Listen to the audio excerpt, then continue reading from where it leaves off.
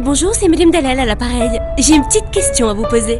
Le jour où j'ai un petit accrochage avec ma voiture, je serai remboursée combien avec mon assurance auto? Oui, j'attends. N'attendez pas qu'il soit trop tard pour découvrir la base de votre indemnisation. AXA invente les barèmes sans surprise, grâce auxquels vous connaissez à l'avance et dès le départ la base de calcul sur laquelle vous serez indemnisé. AXA.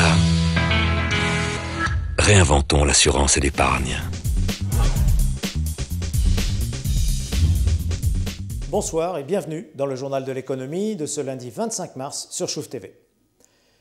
Le président de la République française, François Hollande, est attendu les 3 et 4 avril prochains en visite officielle au Maroc, une visite éminemment politique qui verra notamment le président s'exprimer devant les députés dans l'enceinte même du Parlement.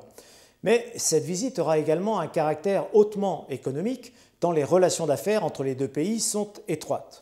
La récente visite, en décembre dernier, du Premier ministre Jean-Marc Ayrault, accompagné d'une forte délégation de ministres et de chefs d'entreprise français, avait déjà été l'occasion de conforter ces relations. Le Maroc s'apprête donc à dérouler une nouvelle fois le tapis rouge devant le président au moment où la France est tentée, crise oblige, de convaincre ses grandes entreprises à la modération en matière de délocalisation industrielle. Dans ce contexte, la France et le Maroc s'efforcent de rechercher de nouvelles voies de partenariat en s'attachant à définir de nouveaux axes de développement. La 3e édition de la conférence économique d'Attijari Wafa Bank, qui s'est tenue vendredi dernier à Casablanca, a ainsi cherché à baliser, je cite, « des nouvelles autoroutes de croissance ». Les deux partenaires évoquent désormais la nécessité de tracer de manière volontariste des perspectives de co-développement entre entreprises françaises et marocaines, d'identifier de nouvelles opportunités de croissance partagées et solidaires, ainsi que de nouvelles manières de travailler ensemble.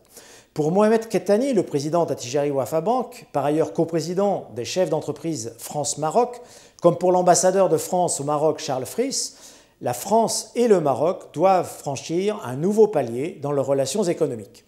Ce nouveau palier devrait passer par de nouveaux chantiers comme l'agro-industrie, les énergies renouvelables ou encore le développement des villes, avec notamment les nouveaux moyens de transport.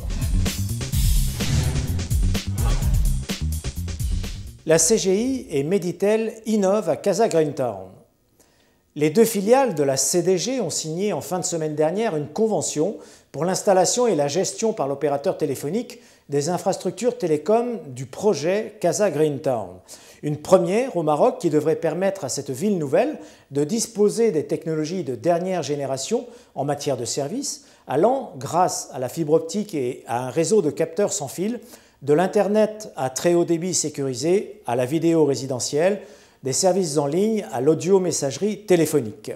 Un concept de Smart City qui pourrait être dupliqué sur d'autres projets de développement urbanistique à El Jadida ou à Marrakech notamment.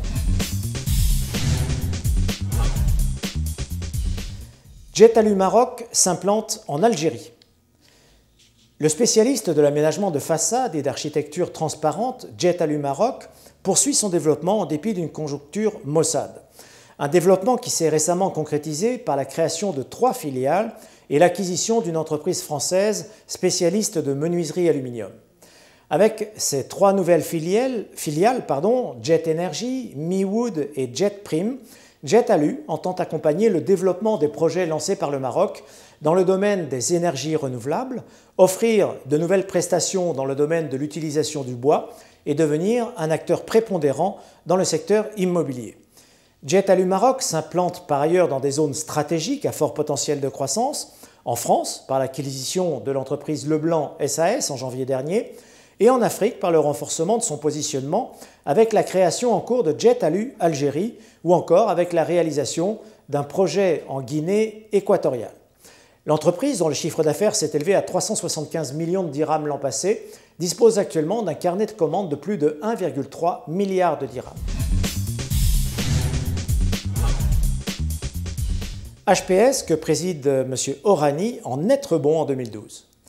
Mohamed Orani est un homme heureux en ce début d'année. L'ancien président de la CGEM et président du groupe HPS a retrouvé le sourire.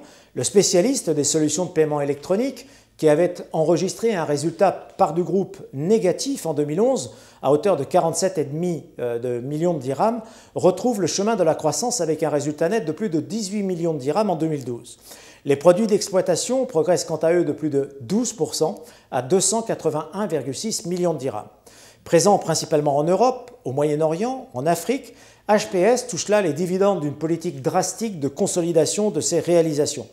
Dans une conjoncture toujours difficile, Mohamed Orani se félicite aujourd'hui de la fidélité de ses clients et d'un positionnement assumé, celui d'émetteur de solutions de paiement électronique à l'exclusion de toute autre activité financière venant en concurrence avec ses propres clients.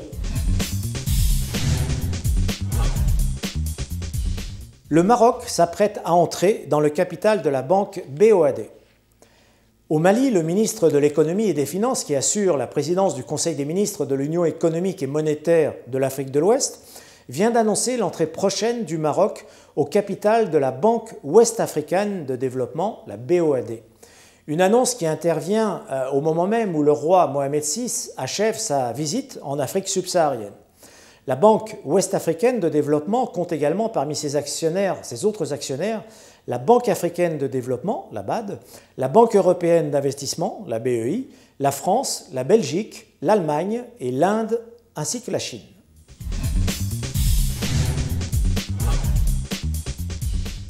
La bourse de Casablanca ouvre la semaine en parfaite stabilité. Le MADEX reste ainsi inchangé à 7256,41 points alors que le MASSI progresse, si l'on peut dire, de 0,01% à 8914,73 points.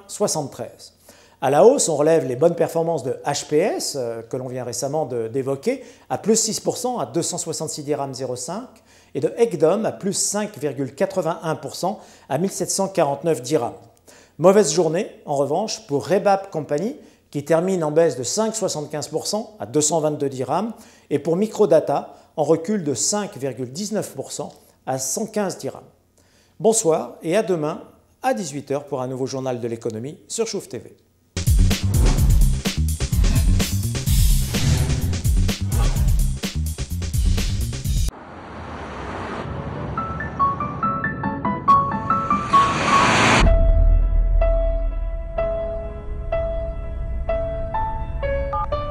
Oui, bonjour, c'est Madame Dalal à l'appareil. J'ai une petite question à vous poser. Le jour où j'ai un petit accrochage avec ma voiture, je serai remboursée combien avec mon assurance auto? Oui, j'attends. N'attendez pas qu'il soit trop tard pour découvrir la base de votre indemnisation. AXA invente les barèmes sans surprise, grâce auxquels vous connaissez à l'avance et dès le départ la base de calcul sur laquelle vous serez indemnisé. AXA. Réinventons l'assurance et l'épargne.